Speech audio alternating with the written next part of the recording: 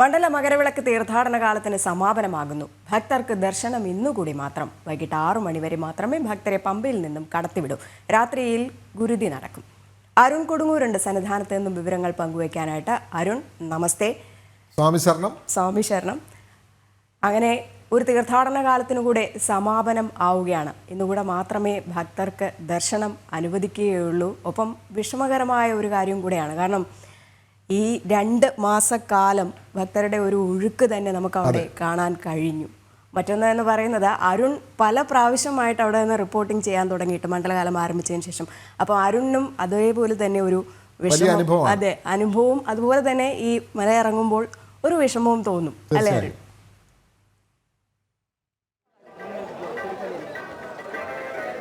അത് എല്ലാവർക്കും ആ ഒരു വിഷമം തന്നെ ഉണ്ടാകും. കാരണം ഈ ഭഗവാനെ ആശ്രയിച്ച് നിൽക്കുന്ന ദിവസങ്ങളാണ് ഇവിടെയുള്ള എല്ലാവരും ഉണ്ടാകുന്നത്. അതിലേറ്റവും പ്രധാനപ്പെട്ടത് എനിക്ക് കിട്ടിയ ഒരു മഹാഭാഗ്യം, ഈ മണ്ഡലകാലത്തിൻ്റെ തുടക്കത്തിൽ ആ ഫസ്റ്റ് ലൈവ് ഇവിടെ നിന്ന് തന്നെ ഇങ്ങനെ നൽകാൻ സാധിച്ചു. ഏറ്റവും അവസാന ദിവസവും ഇങ്ങനെ ഭഗവാന്റെ മുന്നിൽ 30 ദിവസത്തോളം ഇങ്ങനെ ഭഗവാന്റെ മുന്നിൽ നിൽക്കാൻ കഴിയുക എന്നത് പൂർവ്വജന്മ സുഹൃതമാണ്. അങ്ങനെ ഭഗവാന്റെ ഒരു അനുഗ്രഹത്തോടെ തന്നെയാണ് നമ്മളെല്ലാം ഈ ഒരു ദിവസങ്ങൾ എല്ലാം നിന്നിരിക്കുന്നത്. എന്തായാലും ഏറ്റവും ഭക്തി നിർഭരമായ ചടങ്ങുകളിലൂടെയാണ് ശബരിമല സന്നിധാനം കടന്നു പോകുന്നത്. എന്തായാലും ഈ എല്ലാവരും ആത്മാർപ്പണത്തോടെയുള്ള ഒരു ജോലികൾ, അവരുടെ ജോലികളൊക്കെ തന്നെ ചെയ്തുകൊണ്ട് പോവുകയാണ്. എന്തായാലും ഭക്തിസാന്ദ്രമായ ഒരു അന്തരീക്ഷം തന്നെയാണ് സന്നിധാനവും പരിസരവും എല്ലാം തന്നെ ഉള്ളത്. എന്തായാലും ഏറ്റവും ഒടുവിൽ, ഏറ്റവും അവസാനം തന്നെ ഈ വലിയ തിരക്കും സന്നിധാനത്ത് അനുഭവപ്പെട്ടുകൊണ്ടിരിക്കുകയാണ്. എന്തായാലും നേരത്തെ രജനി ചോദ്യത്തിന് ഉത്തരം പറയാൻ ഏറ്റവും അർഹതപ്പെട്ട ചിലർ കൂടിയുണ്ട്. ഭഗവാന്റെ തിരുമുറ്റം എന്നും ഇങ്ങനെ ശുചിയാക്കിക്കൊണ്ട് ഭാഗ്യം സിദ്ധിച്ച ചില ആളുകൾ കൂടി, അയ്യപ്പന്മാർ കൂടിയാണ്. അങ്ങനെ നമ്മൾ എല്ലാ ദിവസവും കാണുമ്പോൾ പറയുന്നുണ്ട്, ഭഗവാന്റെ തിരുമുറ്റം എത്ര വലിയ തിരക്കാണെങ്കിലും ഭഗവാന്റെ തിരുമുറ്റത്ത് നിൽക്കാൻ ഭാഗ്യം കിട്ടിയ ചിലരാണ് ഈ മണ്ഡല മകരവിളക്ക് തീർത്ഥാടനം. എങ്ങനെയാണ് ഈ ഒരു അവസരം? വളരെ സന്തോഷമാണ്. ഇതുപോലെ ഭാഗ്യം നമുക്ക് ഇനിയും ഉണ്ടാവണമെന്ന് മാത്രമേ പ്രാർത്ഥിക്കുന്നുള്ളൂ. അതിനേറ്റവും വലിയ ഭാഗ്യം. എല്ലാ വർഷവും വരാൻ പറ്റത്തിലാണ് ആഗ്രഹിക്കുന്നത്. ഞാൻ പിന്നെ 8ാമത്തെ വർഷമാണ് ഇവിടെ സോപാനത്ത് നിൽക്കുന്നത്. അടുത്ത വർഷം ഭഗവാൻ ആഗ്രഹിച്ച് കഴിഞ്ഞാൽ വരും. നമ്മൾ ജോലിയുണ്ട്, എല്ലാ മാസവും 2 മാസം ലീവ് എടുത്താണ് എല്ലാ കൊല്ലം വരുന്നത്. അപ്പോൾ അടുത്ത സീസണിലോട് ഭഗവാൻ ആഗ്രഹിച്ച് കഴിഞ്ഞാൽ വരും. അത്ര പറയുള്ളൂ. ദേവസ്വം ബോർഡിന് നന്ദി പറയുന്നു. കാര്യം അവരൊരു വാക്കൻസി വിളിച്ചുകൊണ്ട് നമുക്ക് ജോലിക്ക് വരാൻ പറ്റി. ഒരുപാട് ആൾക്കാരൊക്കെ ഒരു അവസരമാണ്. ഇപ്പോൾ ഇവരെ പറഞ്ഞ കടക്കാർക്ക്, അതുപോലെ വണ്ടിയുള്ള ആൾക്കാർക്ക് ഓട്ടോ കാര്യങ്ങളൊക്കെ കിട്ടും. അതുപോലെ എല്ലാവർക്കും ജോലി. അപ്പോൾ ദേവസ്വം ബോർഡ് ആദ്യം ഞങ്ങൾ നന്ദി പറയുന്നത്. അവരൊരു ഇങ്ങനെ ഒരു വാക്കൻസി ഇട്ടുകൊണ്ട് ഞങ്ങൾക്ക് എല്ലാവർക്കും ഇവിടെ ജോലിക്ക് വരാൻ സാധിച്ചു. ഒരു നന്ദി. എന്നതിനുപരിയായിട്ടൊരു ആത്മസമർപ്പണം, സേവനം, ഭഗവാന്റെ അടുത്ത് കാണാന്ന് പറഞ്ഞാൽ എല്ലാവരും കഷ്ടപ്പെട്ടവർ നമുക്ക് കാണാൻ വേണ്ടി വരുമ്പോൾ നമുക്ക് ഇടയ്ക്ക് വന്ന് തൊഴും ചെയ്യാം. ഭഗവാന്റെ അടുത്ത് ഇത്ര പുണ്യ ജന്മത്ത് വരാൻ നമുക്ക് കിട്ടാനില്ല. അത് ഭാഗ്യം തന്നെയായിട്ട് കാണുന്നു. അയ്യപ്പൻ്റെ അനുഗ്രഹം. അടുത്ത വർഷം വരാൻ സാധിക്കട്ടെ. അതാണ് ഈ ഭഗവാന്റെ മുന്നിൽ നിന്ന് ഇങ്ങനെ ഈ 2 മാസത്തിന് അപ്പുറത്തേക്ക് പോകുമ്പോൾ കണ്ടമിടറിക്കൊണ്ട് കണ്ണ് നിറയാതെ ഒരിക്കലും പറയാൻ പറ്റും. ഇറങ്ങുമ്പോൾ നമ്മൾ ഭയങ്കര വിഷമത്തോടു കൂടിയാണ് ഇറങ്ങുന്നത്. ഏറ്റവും കൂടി വിഷമത്തോടു വൈകിട്ടാണ് നമുക്ക് അതിൻ്റെ ബുദ്ധിമുട്ട് അറിയുക. വൈകിട്ട് ഇറങ്ങുമ്പോൾ എന്തായാലും കണ്ണീര് വരും. അതങ്ങനെയാണ്. ഭഗവാനുള്ള കാര്യം ഞങ്ങൾക്ക് കണ്ണീരല്ലാണ്ട് ഞങ്ങൾ പോവില്ല. പിന്നെ ഏറ്റവും ഭഗവാന്റെ അടുത്ത് ജോലിയല്ല, നമ്മൾ സേവനം. ഭഗവാന്റെ അടുത്ത് ജോലി ചെയ്യാൻ പറ്റിയൊരു ഭാഗ്യം തന്നെ നമുക്കൊരു ഇതല്ലേ, നല്ല സന്തോഷം തോന്നുന്നു. നമ്മുടെ ജന്മം തന്നെ പുണ്യമായി അല്ലേ. ഭഗവാന്റെ അടുത്ത് ജോലി ചെയ്യാനും ഏകദേശം ഒരു 17 വർഷത്തോളം സന്നിധാനത്ത് തന്നെ ഞാൻ ഡ്യൂട്ടി ചെയ്തിട്ടുണ്ട്. ഞാൻ 300 രൂപ ശമ്പളമുള്ള സമയത്ത് വരാൻ തുടങ്ങിയതാണ്. വലിയൊരു ഭാഗ്യമാണ്. ഇനിയുള്ള കാലം, ആവതുള്ള കാലം വരെയും ഭഗവാന്റെ സന്നിധിയിൽ ഇതുപോലെ ഒന്ന് സേവനം ചെയ്യാനായിട്ട് വളരെയേറെ ആഗ്രഹിക്കുന്നുണ്ട്. ഞങ്ങൾക്ക് എല്ലാവർക്കും തന്നെ, ഒരാൾക്ക് തന്നെ ഒത്തൊരുമയോട് കൂടി തന്നെ ഭഗവാന്റെ കാര്യങ്ങൾ ചെയ്യുവാനും, അതുപോലെ ദേവസ്വം ബോർഡ് ഇങ്ങനൊരു കാര്യങ്ങൾ ക്ഷണിക്കുന്നതുകൊണ്ടാണ് നമുക്ക് എല്ലാവർക്കും വരാനും എടുക്കാനൊക്കെ ചെയ്യാൻ പറ്റുന്നത്.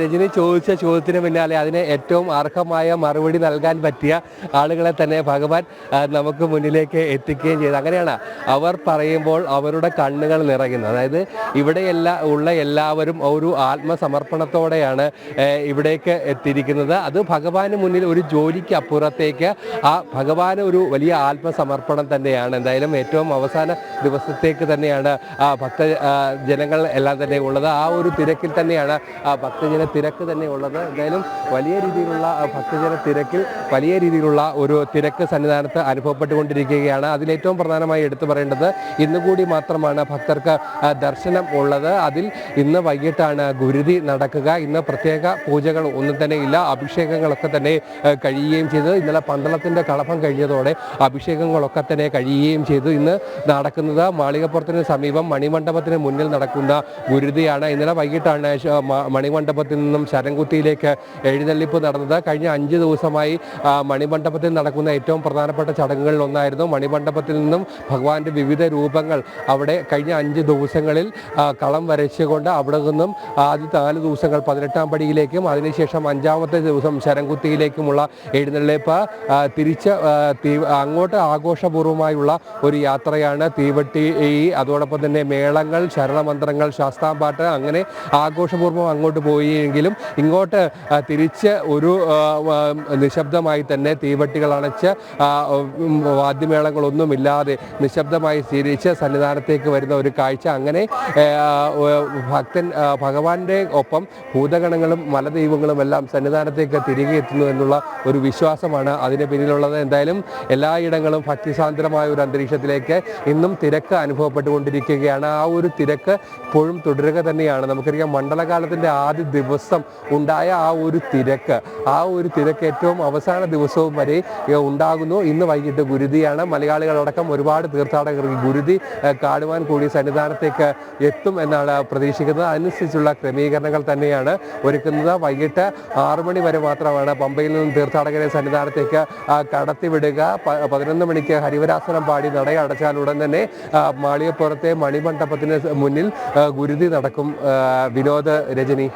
ഒരു കാര്യം കൂടി അരുണ്, ഈ ഭക്തർക്ക് പല സംശയങ്ങൾ, പലരും ഈ ശബരിമല ദർശനത്തിനൊക്കെ പോകാറുണ്ട് എങ്കിലും പലരും വിളിച്ചു ചോദിക്കും, ഇന്നുകൂടിയാണ് ഭക്തർക്ക് ദർശനം, നാളെ പന്തളം രാജാവിന് മാത്രമാണ് അയ്യനെ ദർശിക്കാൻ കഴിയുക. പന്തളം രാജാവ് ദർശിച്ച് 18-ാം പടി ഇറങ്ങിക്കഴിഞ്ഞാൽ നട അടയ്ക്കും. അങ്ങനെയല്ലേ നാളത്തെ ചടങ്ങ്? നാളെ മറ്റു ഭക്തർക്ക് ദർശന സൗകര്യമില്ലല്ലോ. നാളത്തെ നട അടയ്ക്കുന്ന ആ ചടങ്ങ്, പന്തളം രാജാവിന് മാത്രം ദർശനം അനുവദിക്കുന്ന ആ ചടങ്ങ് കൂടി ഒന്ന് പറഞ്ഞാൽ ഭക്തർക്ക് ഉപകാരമാകും.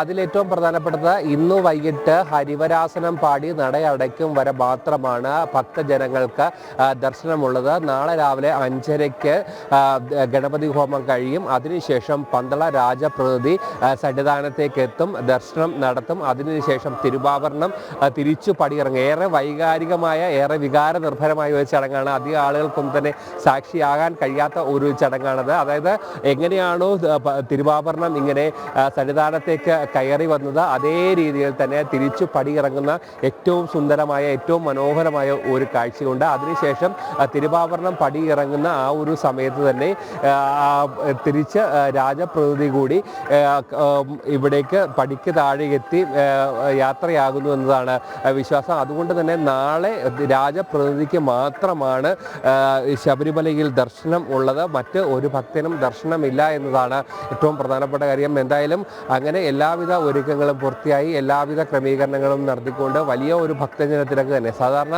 ഈ മകരവിളക്ക് കഴിഞ്ഞ ആദ്യ ദിവസങ്ങളിൽ, അതായത് മകരം 1, 2, 3 തീയതികളിലൊക്കെ തന്നെയായിരുന്നു ഈ തിരക്ക് അനുഭവപ്പെട്ടിരുന്നെങ്കിൽ ഇത്തവണ എല്ലാ ദിവസവും ഇങ്ങ് അവസാന ദിവസം എത്തുമ്പോഴും ആ ഒരു ദിവസവും വലിയ രീതിയിലുള്ള ഒരു ഭക്തജന തിരക്ക്. ശരാശരി 1 ലക്ഷത്തോളം ഭക്തർ ഈ സമയത്തും എത്തുന്നു എന്നതാണ് ഏറ്റവും പ്രധാനപ്പെട്ട ഒരു കാര്യം.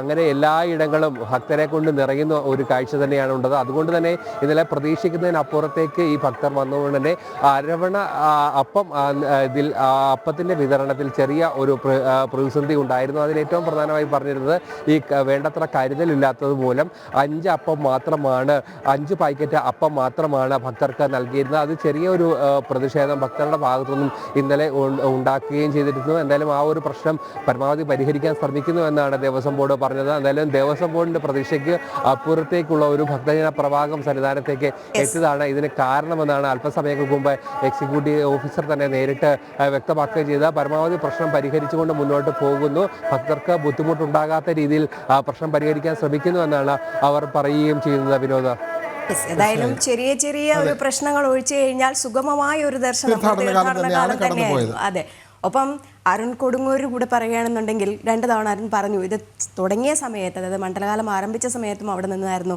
റിപ്പോർട്ടിങ്, ഇത് അവസാനിക്കുന്ന സമയത്തും അരുൺ തന്നെയായിരുന്നു. അരുൺ മാത്രമല്ല, നമ്മുടെ പല റിപ്പോർട്ടർമാരും മാറി വന്നു. ഒപ്പം വീഡിയോ ജേർണലിസ്റ്റുകളും. അതെ, തീർച്ചയായും. ഇവിടെ അരുൺ പറഞ്ഞ ഒരു പ്രധാനപ്പെട്ട കാര്യം, നാളത്തെ ചടങ്ങ് എന്ന് പറയുന്നത് വളരെ വികാരനിർഭരമായ ചടങ്ങാണ്. തിരുവാഭരണം അവിടെ സന്നിധാനത്തേക്ക് മകൻ്റെ അടുത്തേക്ക് കൊടുത്തു വിടുന്നു.